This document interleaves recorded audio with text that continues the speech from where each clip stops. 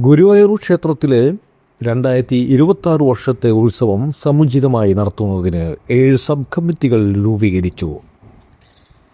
ഫെബ്രുവരി 28 കൊടിയേറ്റത്തോടെ ആരംഭിച്ച് മാർച്ച് 9 ആറോട്ടോടെ സമാപിക്കുന്ന ഉത്സവം ഗംഭീരമായി ആഘോഷിക്കുവാൻ ദേവസ്വം വിളിച്ചു ചേർത്ത നാട്ടുകാരുടെ പൊതുയോഗം ഇന്ന് തീരുമാനിച്ചു. ദേവസ്വം കാര്യാലയത്തിലെ ക്രൂരമ്മ ഹാളിൽ Devaswom chairman doctor VK Vijayan ഭദ്രദീപം തെളിയിച്ച് പൊതുയോഗം ഉദ്ഘാടനം ചെയ്തു. ഉത്സവം വിജയിപ്പിക്കുന്നതിന് നാട്ടുകാരുടെ പിന്തുണയും സഹകരണവും ചെയർമാൻ അഭ്യർത്ഥിച്ചു. ഓരോ വർഷം കഴിയുന്തോറും കൂടുതൽ ആൾക്കാർ ഈ ഉത്സവത്തിൻ്റെ നടത്തിപ്പിൽ പങ്കാളികളാകുവാൻ അഹമഹമികയ 300-ലേറെ ഭക്തജനങ്ങൾ പങ്കെടുത്ത പൊതുയോഗം ഉത്സവ നടത്തിപ്പിന് ദേവസ്വത്തിന് എല്ലാവിധ പിന്തുണയും സഹായവും നൽകുമെന്ന് അറിയിച്ചു.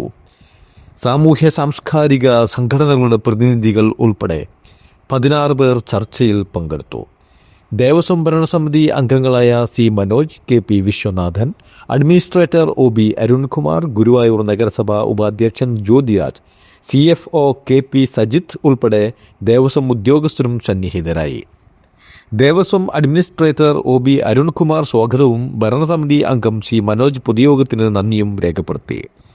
വിവിധ സംഘടനകളെ പ്രതിനിധീകരിച്ച് GK Prakashan, Chelanatt Mohandas, Girish Paliyath, VP Unnikrishnan, R. Parameswaran, Ramdas Chowalloor, R. Narayanan, Sajeevan Nambiyath, K. Muraleedharan, Sivaraman Nair, Bindu Narayanan, GV Ramanathan എന്നിവർ സംസാരിച്ചു.